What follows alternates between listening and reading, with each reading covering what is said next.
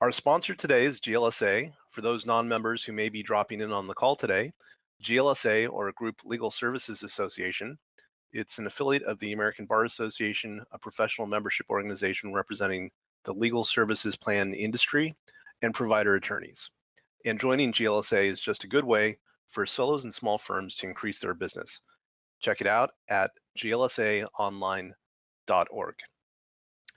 Okay, my name is Tom Martin. I'll be your host today. Our teleconference is Agile and Lean Approach, the Agile and Lean Approach to the Practice of Law with John Grant. And I'm very excited to introduce him today. Our guest, John Grant, or John E. Grant, because like me, it's a common name, so John E. Grant, is an expert in helping lawyers harness change for the better. John is a graduate of Tufts University and Lewis and Clark Law School. He's worked for an assortment of great companies, Microsoft, Meltzer Grant Consulting, as an adjunct instructor with Portland State University. He's also the chair of the Oregon State Bar Innovation Committee. He's currently the founder of Agile Professionals and the co-founder of Start Here HQ. And he is an expert in legal process improvement and technology consulting. So John, it's a pleasure and honor to have you on the show. How are you doing today? I'm great, and thank you for having me. And I want to make like two quick corrections just right out of the chute. And one of them is that you said we're going to talk about the lean and agile approach, and I'm always pretty careful to say that I like to present an agile approach or a lean approach. And for me, right, and not to get right, maybe diving right into the details. For me, it's more about mindset than it is about dogma. And I think understanding, that agile and lean and design thinking and lean startup, all of which are things that I love to talk about that maybe a lot of lawyers haven't heard of or don't know that much about. But they all bring really good and useful tools to the toolbox of problem solving, right? Which is what lawyers are best at. And so, I try to be really careful about saying, look, I have some tools. I've maybe studied some tools differently, both by virtue of, and I apologize, I have a new puppy and my wife is painting. I'm working in my home office. My wife is painting upstairs. So I have to keep the puppy occupied for a little while. So hopefully he won't yap too much. No worries. But by virtue of having worked in the business world and specifically in the software industry, they have a very different approach to problem solving than lawyers learn in law school, and it's been interesting for me over my life and my career to be able to compare and contrast and sort of build a toolbox or a library of different tools and methodologies that can work well in different situations. And then, of course, the trick is figuring out what tool is going to work best in the situation that you're in. Right. And I completely understand. And thank you for the clarification, because I know that, sometimes we tend to think in categories and box things in. But I think the important thing about our conversation today is to keep an open mind. And that's exactly what you're providing is, a new insight as to how to do this. But before we get into the details, how's it like in Portland? That's where you're located, right? It's gorgeous. We are having what is likely to be our last summer day of the year in Portland. It's supposed to be about 85 and sunny, and then the rain will come, and it won't come permanently, but it will start coming a whole lot more often for the next few months. So we're enjoying it. It's gorgeous here. Yeah, I'm glad to hear that. It sounds a lot like Vancouver, where I'm calling out of. Right. Yep, we got to hold on to those sunny days while we have them. Yeah, you bet. You're very familiar with the particular ebb and flow of activity with the seasons, and when we've got such sort of rainy extremes. Yep. So again, thank you for making time for us this morning. I've heard such great things about you, and I'd like to get into the details, but first I want to learn a little bit more about you. Okay. Like, where did you grow up in Portland? I didn't. So I grew up in the town of Bakersfield, California, right, which is an interesting part of the state because it's not, it is very Californian, but it's very agricultural and sort of industrial. There's a lot of a pretty robust minerals industry. So, I was exposed to some things, although it's also true that I come, particularly on my mom's side, I come from a family of lawyers. And so I've kind of grown up, my great great grandfather was actually an ABA president. Um, Wow. he was, in terms of true sort of pioneers and innovators, he was one of the first people to understand that in the 1920s and 30s that the entertainment industry needed a different type of lawyer than maybe previously existed, and Hollywood specifically. So he made a career for himself on the backs of really fun clients like Shirley Temple and Charlie Chaplin and Walt Disney and Howard Hughes. So it's there's some really exciting stuff in that family history, and he was very successful and very innovative in the way that he um, looked at this sort of new body of clients and people that he was interested in, and problems that he was interested in helping solve, and really built a practice um, around those specific needs, right? And it was a combination of a lot of contracts and intellectual property licensing and specific deals around specific ventures, but then also it was a little bit of maybe how to get a quickie divorce in Nevada back in the Right. day, and some other things. So although it's I'm fourth generation, there's a lot of sort of lore and experience. And then obviously, because he was so successful, he inspired a lot of his progeny and future generations to pursue a career in the law as well. Which of course meant that, when I went to college, I wanted nothing to do with being a lawyer. I had no intention of going to law school. And in fact, I did work, as I said before, in the software industry for about 10 years before I eventually really kind of got attracted by the education more than anything, and the tool set and the learning and the ways of thinking, and all the things that law school is really good at and good for. um Eventually I wanted to see what that was about for myself. All right. Well, it sounds to me like innovation is probably a bit in the blood, a family tradition there. It is definitely in the blood. Yeah, no, I can count innumerable aunts and uncles, and my grandfather and great uncle were attorneys, and back at a time when maybe not a lot of women were, but now in the my parents' generation, many aunts and uncles both, and even in my generation, there's a pretty good handful of us that have pursued careers in the law. So when you were a kid, you didn't necessarily see yourself as being a lawyer? It was like what did you want to be? That's a good question. I don't know that I ever had like the strong view of, I want to be an astronaut or a fireman or any of the sort of traditional kid things. I've always been, I think, fairly intellectually curious. I tend to do, even through my sort of academic scholastic career, I tended to do very well in those classes that either had subject matters who were interesting to me, or teachers who were engaged with the subject matter in a way that was interesting to me. In college, I had a slightly better than 3.0 average, but it was made up of a combination of A's and C's because I was really good at getting A's in the classes that I engaged with, and those that left me behind, I kind of didn't pursue quite as much. So It- I've followed a lot of different paths. Even as a kid, I was always interested in doing the things that were interesting to me at the time, and I who- continue to do that. So who was your great great grandfather? The one that was uh, His name was Lloyd Wright, Lloyd Earl Wright, which he obviously frequently gets confused right. with the architect. And yeah, So he was an he, ABA he president. Go ahead. I'm sorry, he had to use the E too, right? He had to use the E, yeah, and I actually have I have a cousin who is Lloyd the Fourth, and now I guess a first cousin once removed who is Lloyd the Fifth. So they're continuing that, um, down my uncle's generation.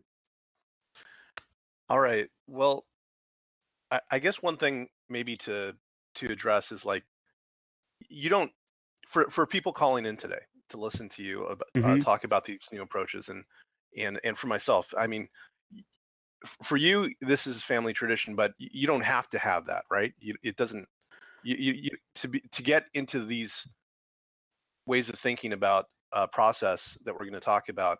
You don't have to have that in the blood, right? No, not at all. And I mean, one of the things that I think about, and I didn't actually know my great grandfather. He passed away when I was very young, but from what I know of him and talking with other members of my family, he wouldn't recognize modern legal practice, right? He was part of a big firm in Los Angeles, or he ran a big firm in Los Angeles, which meant that they had like 8 attorneys, and that Mm. was big. And as many sort of support staff as not, and obviously there were things like the act of typing correspondence was a much more complicated thing to do back then, with carbon paper and all the rest. But um, still, I think it was a very different time. It was a very different profession and industry where there was a lot of one-to-one engagement. And and maybe one of the other differences that's changed over time, which again is maybe part of the benefit of just having had this family history. But talking with my great uncle or my aunts and uncles, and parents, cousins, and all the rest, right? For a large part of their practice, it was very normal in society for people to have a person who they thought of as their lawyer, right? And that's my lawyer, in the same vein as that's my doctor or my dentist or any other profession. And I think for the most part, that's a notion that doesn't truly exist in for the majority of society anymore, right? That's become a luxury item for only um, the uppermost reaches of society. And it's interesting how the practice has evolved to sort of support those people more, maybe more so. And it's part of what excites me so much about group legal and the great work and important work that's going on. Um, I think at that level of practice and the types of innovations that are possible is that it allows people to have an everyday connection with lawyers again, which is something that I think we're really have been lacking in society. Yeah, I think that's a real interesting point about the change in the air right now in the legal industry is that it is towards reestablishing that relationship. And Definitely. so in terms of the innovation that's in the air and this approach um, that you're um, making lawyers aware of. Yeah. And we I used the term lean and agile before, but if you can tell me a little bit about what it is that you do. Yeah. So, at their core, I would say they are, lean and agile both are problem solving methodologies, right? And as lawyers, we are taught a couple of sets of problem solving methodologies, right? IRAC is a problem solving sort of framework, at least. Um, the Socratic method is a teaching methodology, at least. And I think the specific set of tools that we use in learning the law and how to apply the law, things like adherence to precedent and stare decisis, right? Those are problem-solving methodologies. You analyze a problem and then you look to the past and you see how those sorts of problems have been solved before. Mm. Or if you don't know exactly how that problem's been solved before, then you try to make an argument for the next best analog or closest thing to it. Um, and that's a very useful problem solving methodology when your goal is stability and the stability of society. But when your goal is to sort of be innovative, right? To innovate either in terms of business model or perhaps product development or gaining market shares, looking to the past doesn't give you any sort of an advantage in that area. And so, starting to get a little bit into the specifics, and I'll try not to go too deep because it's there's lots of places you can look to sort of study up. But lean specifically comes from lean manufacturing, which ultimately comes from Toyota. There are elements of it that go back even further.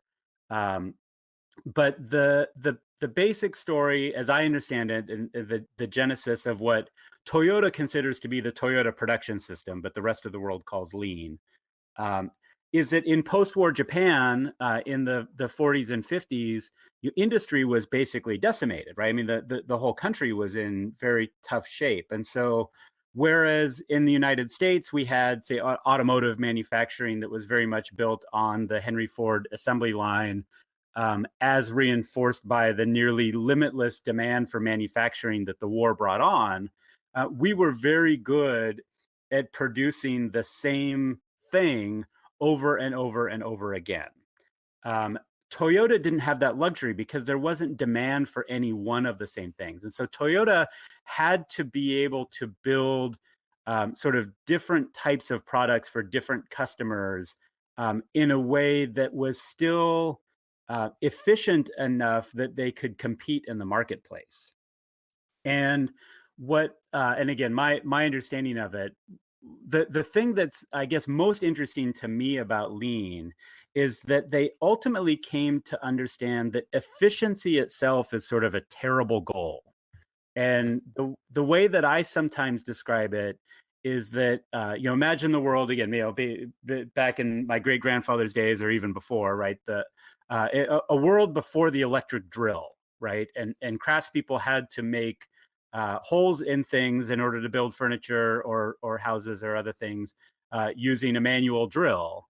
And someone who was skilled in how to build furniture and how to do the things that they're doing, when the electric drill came along, they were able to be far more efficient at that particular piece of the process, right? So you put that tool in the hand of someone who knows what they're doing, and you can build more good things more frequently. But if you put an electric drill in the hands of a novice or someone who doesn't know what they're doing, all they do is put more holes in more things more quickly. Right. And so, what Toyota came to understand is that the actual what most of us think of efficiency, right? If we set out to simply improve a small piece of the process, we actually could wind up doing more harm than good. And so, the Toyota, the ultimate definition of efficiency from Toyota's standpoint had to do more with quality than it did with speed. And so what Toyota and other, many lean manufacturers since then have come to learn is that, and I'll frame this in terms of the problem, right? So one of the problems with General Motors and Chrysler and Ford and all the American car makers back in the post-war era is that they were really good at rolling things off the assembly line. But if there was something wrong with one of their processes, right? If a particular wiring harness didn't line up right, or a nut got cross-threaded or whatever, by virtue of the assembly line, that flaw would also get perpetuated in every machine that they built and every car that rolled off the line. And the original the original response was, well, we'll just have a fleet of mechanics at the end of the assembly line, and we'll fix these things as they come off, because we can't stop the assembly line. That would be too inefficient. And then eventually they stopped doing even that, or at least didn't do it as much, which gave rise to the lemon laws of the 60s and 70s. But that's another story. Toyota said no. Like, what we think there's a different way. So in a Toyota production system, every worker on the assembly line or on the shop floor or wherever is actually empowered to stop the entire process when they encounter a defect. So if somebody notices, hey, this, again, this wiring machine or this paint station or this bolt threader is producing a problem, in a Toyota production system, they're encouraged to stop the line. And instead of, as you might imagine in a traditional manufacturing plant, like instead of management freaking out about, oh my gosh, we're losing all this efficiency, in a Toyota production system, that's celebrated because they, we get to now eliminate a flaw, and we will bring our best people to the floor, right at that moment, to try to solve this problem and fix that defect now so that it never gets perpetuated through the machine again.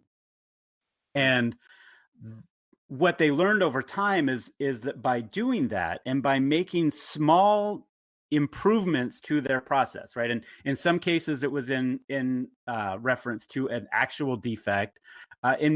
After they sort of got really good at eliminating defects, it became more in the context of finding opportunity. Again, maybe this particular, bolt assembly or, wiring assembly, it doesn't have a problem anymore, but we could be doing it more quickly. And so let's actually spend some time and effort and investment in understanding enough about the system so that, again, over time, number one, by eliminating defects, and then number two, by very slowly but intentionally improving things along the way, they got far more efficient than their American counterparts at the time.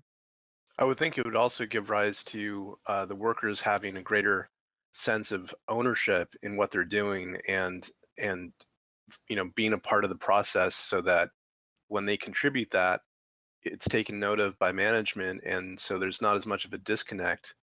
And by taking that ownership, they are much more productive, and you have a better product in the end too. Absolutely, yeah, and it's there's a little bit of a yin and yang in there, I think, and I'm probably misusing that metaphor, but you have to empower your workers. You have to give them a sense of empowerment, in order to have the confidence and safety that by pulling what they call the andon cord. And for those of you who are into podcasts and radio shows, there's a great This American Life episode about the NUMMI plant, NUMMI, in California, which was a joint venture between, I think it's Toyota and General Motors, and how it was sort of General Motors' first foray. They basically invited Toyota into this joint venture to fix their most problematic plant. And the story of This American Life does a great job of the storytelling. And it's just very interesting to hear all of the problems that existed and how the Toyota management was able to use their principles behind, again, what they think of as a Toyota production system, to not overnight, right? And that's part of it, right? In effect, the term that they use at Toyota is Kaizen. And as best as I understand it, the translation for Kaizen is continuous incremental improvement. And I sometimes talk about it, in working with lawyers and other business people. It's a little bit like the difference between betting on the entire stock market, investing in an index fund, and investing on individual stocks. Right? You might have a great big bang return if you can spot the next big thing and make an investment in your process improvement. Right? Bring it back to the law firm context.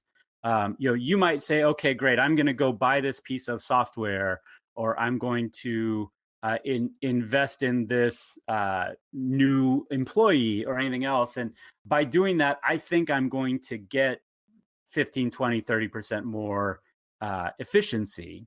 But that's a bet, right? And there's risk associated with that. And sort of by putting all your chips in that particular basket, it may pay off, but you also run the risk that it won't pay off and that you will lose that investment.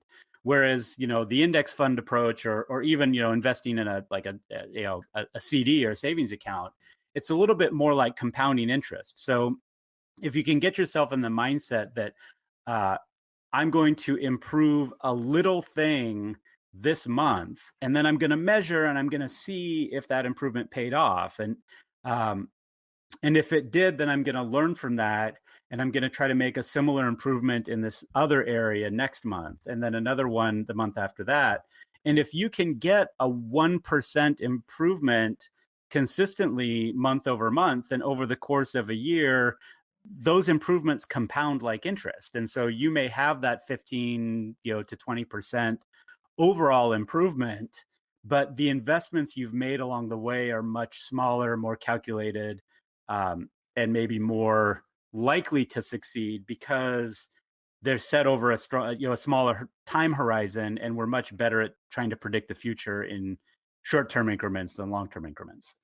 Okay, so I think I have a better handle on what this lean approach is and how it's been used, in manufacturing and with Toyota. But do you have like a concrete example of how maybe you've used this with a client, or just even just a story of how this gets applied within for a lawyer or within a law firm where this kind of approach is implemented, that it could actually lead to some improvements in the practice of law. Yeah. Well, so before I do that, let me talk a little bit about Agile, because I think, at least Yeah. in my career, I've come to understand that, um, and there is a lot of stuff out in the world that is around lean for lawyers. But one of the things that I've experienced, because lean comes from the manufacturing industry, and not to take anything away from those that are doing lean in other environments, there's something almost inherently visual about the way that it works. So parts of lean have to do with inventory, and you can see bottlenecks that exist in your manufacturing workflow by virtue of the inventory that starts to pile up at the bottleneck. And one of the problems with knowledge work generally is that we don't actually see our work very much, right? It mostly exists either sort of between our ears or on our devices. And so we don't get that same visual sense. And so Agile, without again going too deep into the history, which I probably did with Lean, um, the Agile is a relatively new methodology. It comes out of the software industry. There's an official Agile manifesto, the birth of which happened in 2001, so we can sort of date it. Mhm. There are Agile things that were happening before that. Obviously, it didn't just come fully formed out of anybody's head. Um, but really, that Agile manifesto, and you can visit it at agilemanifesto.org, by the way. And I won't go into the specific pieces of it, but um, the pieces of the Agile manifesto, or the Agile approach in general, first and foremost was about taking some of the learnings from Lean around smaller horizons. And software at the time, again, this is through the 80s and 90s, had very much a long form planning methodology where you didn't have a new instance of Windows every year, right? Or Microsoft Mm. Word or QuickBooks or whatever, right? It might have taken 2 or 3 years for a new version of a big piece of software to come out. And so the process around developing that software was very cumbersome, and it involved this sort of very heavy planning lift in the early stages, and figuring out what sorts of features that customers wanted or thought they wanted, and then negotiating with your developers and everybody else to say, okay, well, how long is it going to take, and what sorts of resources do you need, and at the end of it would be this very large, long form project plan, which at the time was just called project management. And we now think of that type of a project plan as a waterfall approach because of the Gantt charts that are used to monitor them. Like when they all go well, the Gantt chart kind of looks like a nice, easy waterfall graph that gently flows towards your desired goal. But Mm. in reality, when you're doing that sort of long form planning really becomes a form of guessing. And there's several things that happen along the way that cause problems and cause deadlines to shift, or scope to creep, or assumptions that were made about what a customer wanted in 1995 were actually far different from what the customer actually wanted in 1998. And so Agile originally was a way to um, really take all those and get to a more iterative approach for releasing software. And so again, the metaphor, the thing that I point out for people is that if you look at for those of us who are old enough to remember the old Windows releases or QuickBooks releases, or these long form things where you had to like get this new thing and you would wait years and years and years, maybe even for bug fixes, compared with today when the apps on your mobile device, many of them update every week, right? So Facebook or Spotify or Google, right, they're constantly releasing little bits of code into their software product.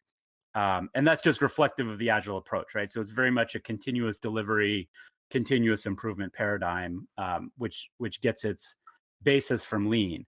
But the other thing, and part of what I wanted to get into Agile before I answered your last question, and I can stop. Did you have a specific question about that?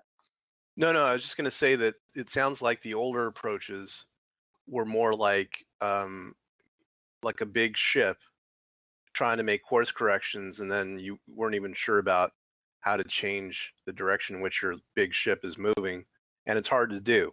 And these Yeah. newer approaches make that ship a little more nimble in terms of making change over time.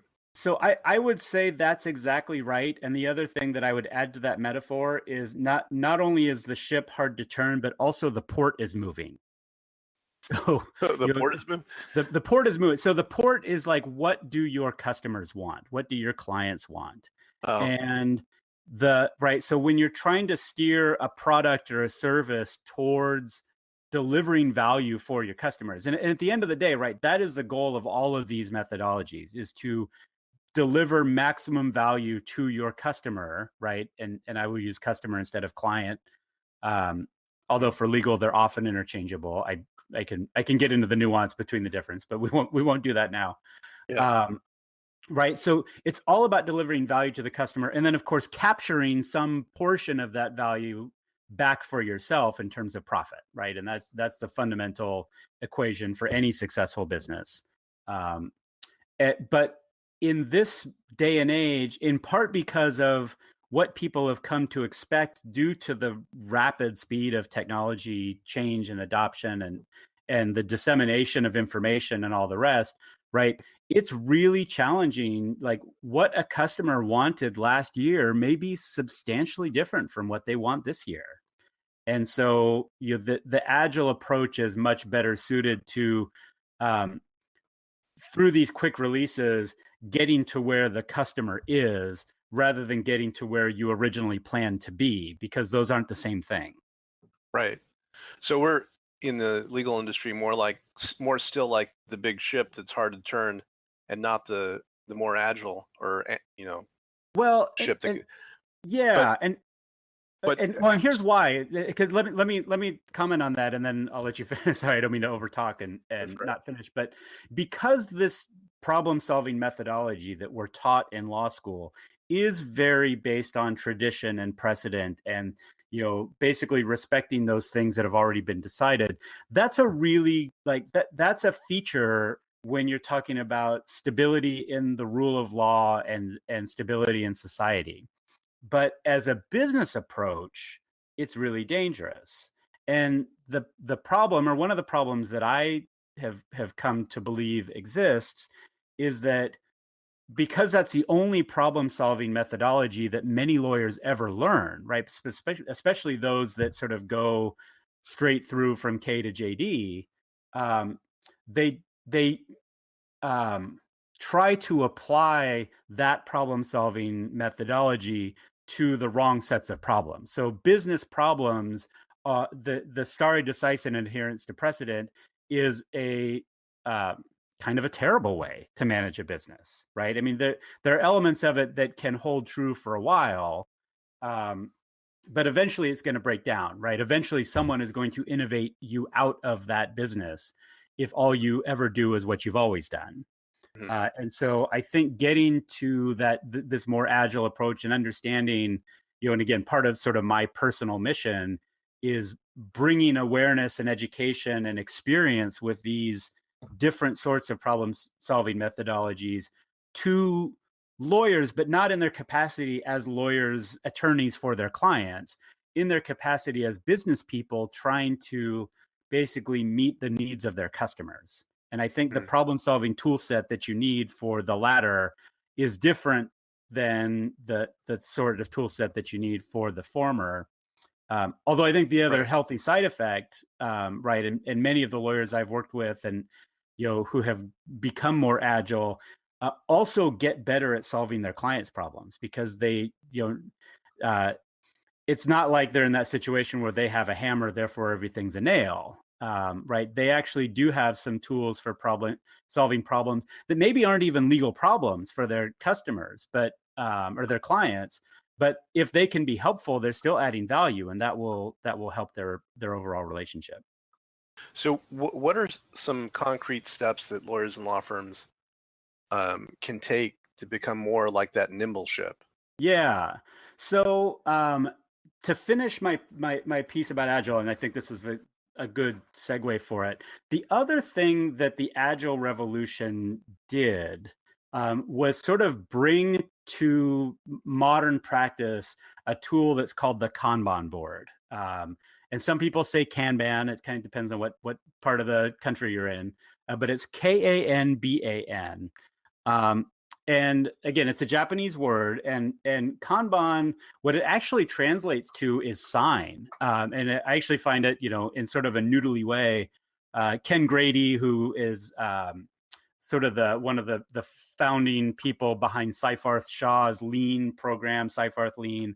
He's now teaching at Michigan State Law School, and he talks about like the original Kanbans were actually shingles for businesses in Japan. So there's sort of he's identified this very interesting connection between hanging a Kanban or using a Kanban in Japan and hanging a shingle in our sort of English parlance. But in any event, right, a Kanban is a card, right? So in lean practice and in agile practice, Kanban is a card. And how it's wound up working in agile businesses in the software industry is that when you have a feature request, right, for a piece of software or a product or whatever, right, it's hard to, there is no physical representation of that feature.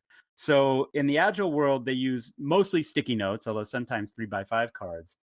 And they will write information about that feature request on the sticky note, and then they'll put it on a wall. And then on that wall will be organized through a series of columns in the steps that are required to produce that sort of update to the software. And the wall itself and the board itself, right, a wall with columns on it, winds up representing workflow stages in a knowledge work manufacturing process, right? If I can torture the metaphor a little bit.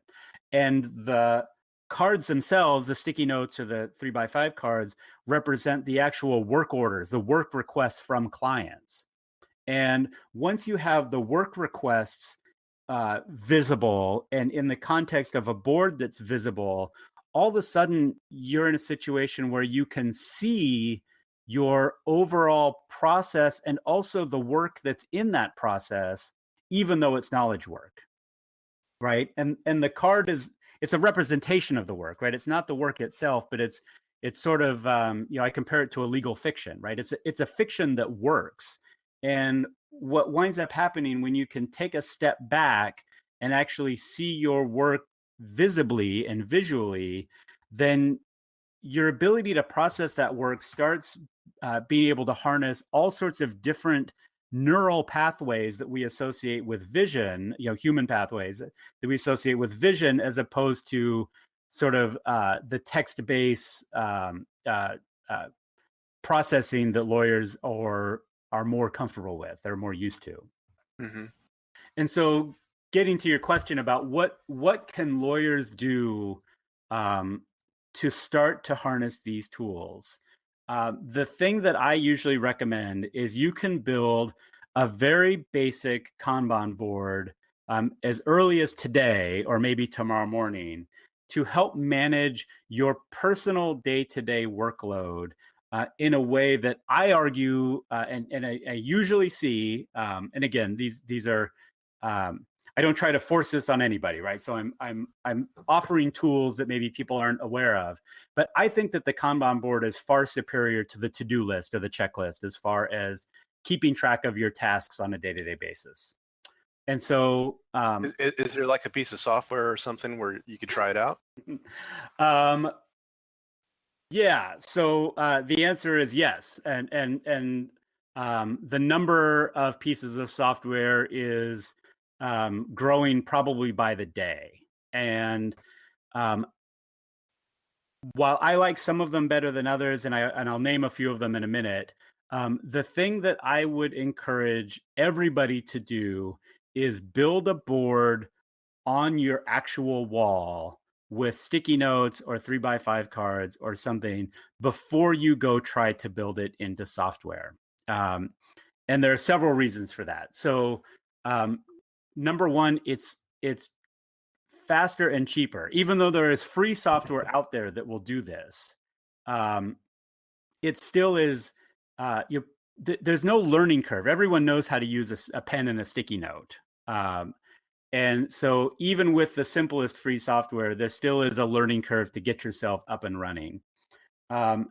Number two, if you're drawing lines on a whiteboard, and this is another one of my sort of, I was going to say pet peeves, but maybe it's more one of my missions is that I think every lawyer in the world should have at least a 3-foot by 5-foot whiteboard in their office.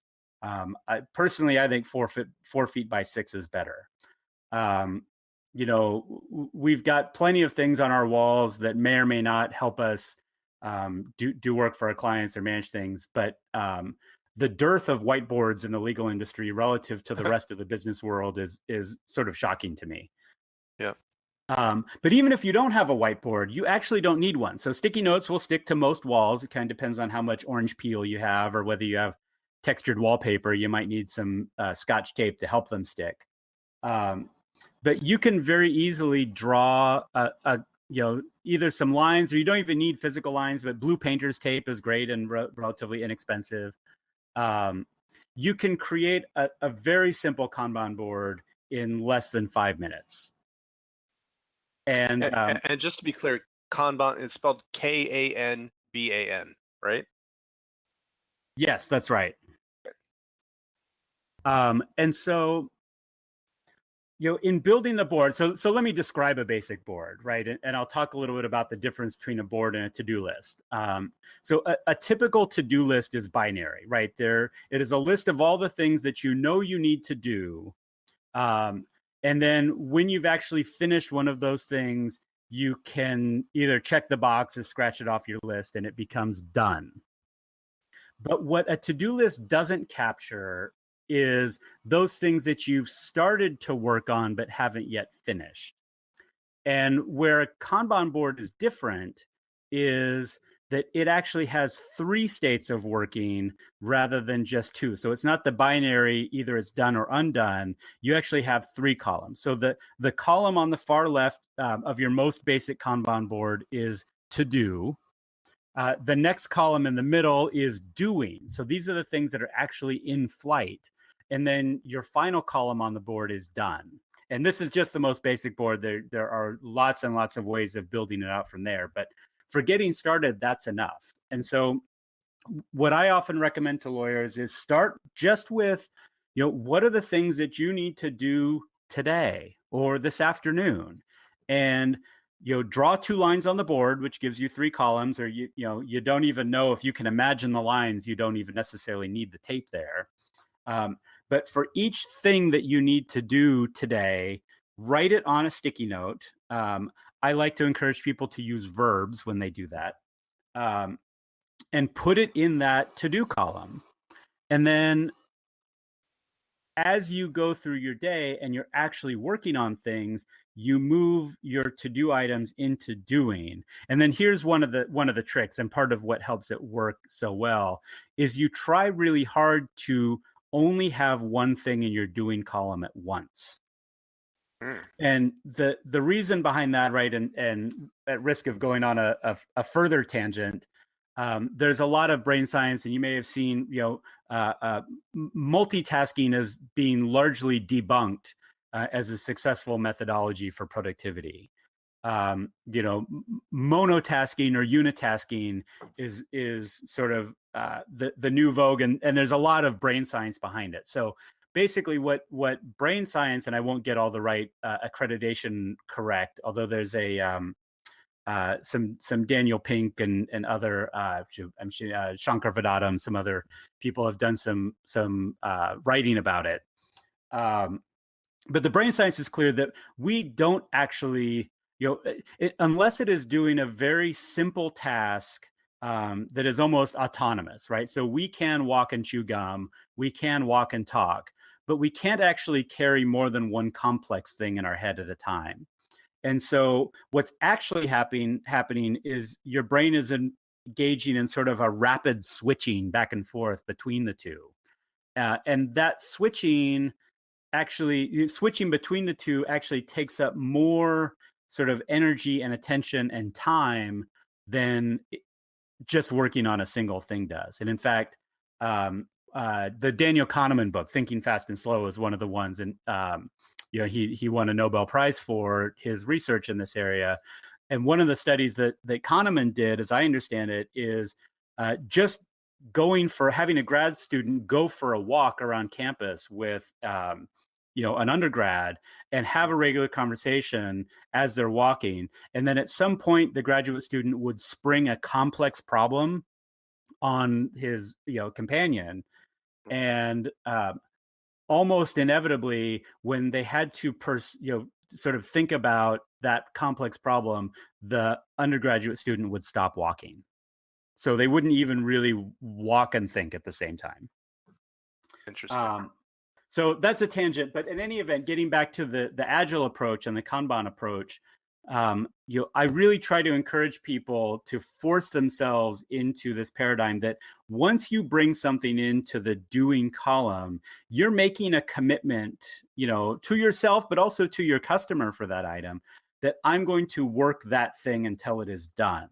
And if you sort of tell yourself, I'm not allowed to bring another thing out of to do into doing until I free up space, until I give myself the capacity to actually do that work, then this sort of very interesting thing happens. And one of the, if you read up on the Kanban methodology, one of the sort of original thinkers behind the Kanban method uses the phrase, start less to finish more.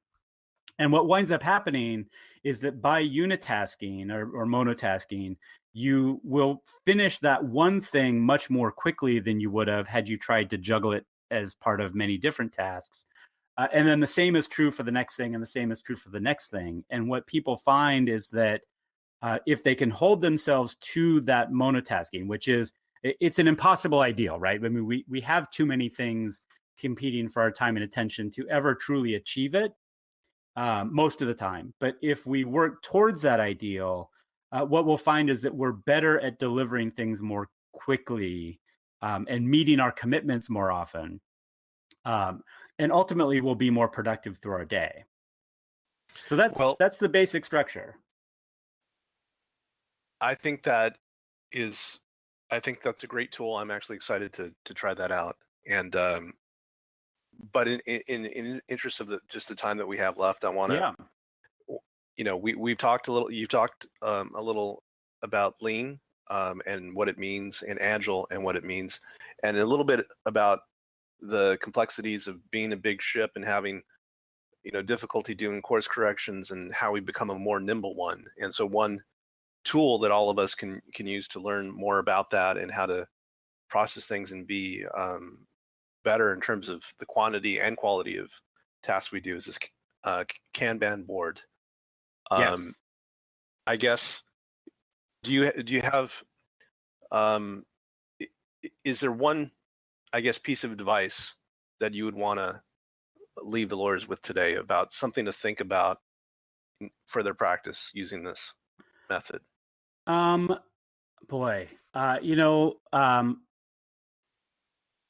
run some experiments. The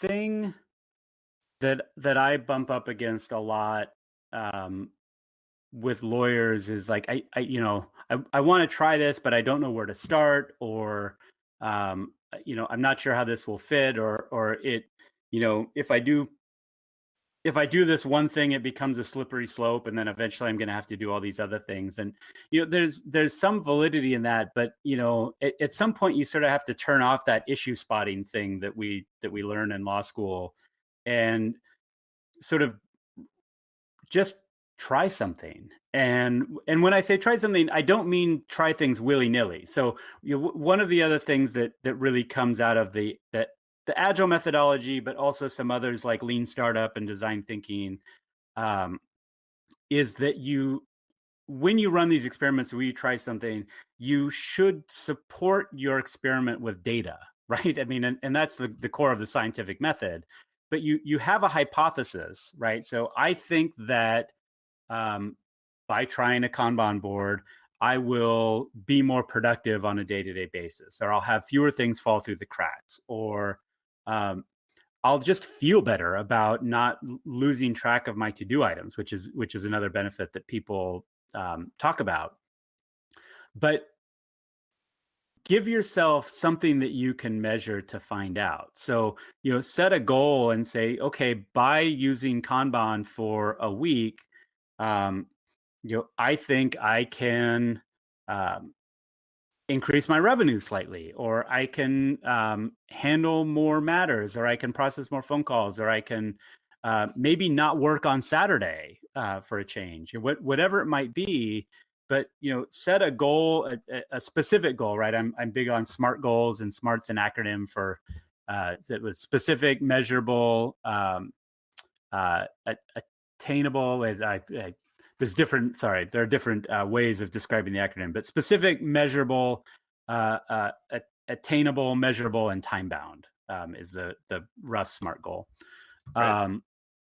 But just try some experiments, measure the outcomes, see what you learn from it, and then based on that new learning, run the next most obvious experiment.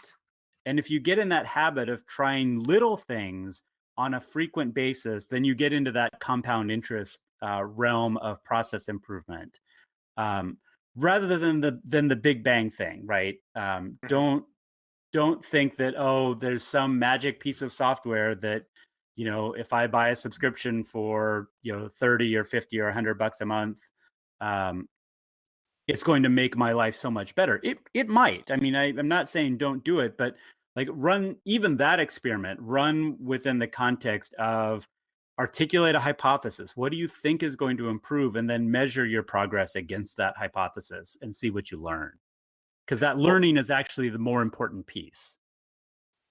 I think that's some really fantastic advice that we as lawyers, we should experiment and measure the results to make sure that we're going in the right direction. So John, I just want to say thank you. I love getting to know you better, learning more about the lean and agile approaches and how they can be applied to the practice of law, why they're important, how to implement them in our daily practice. I like to ask guests one question that's kind of off the beaten path before we wrap up. And Sure. that's, what's a place on your bucket list that you've never visited before, but that you'd like to, and why? Boy.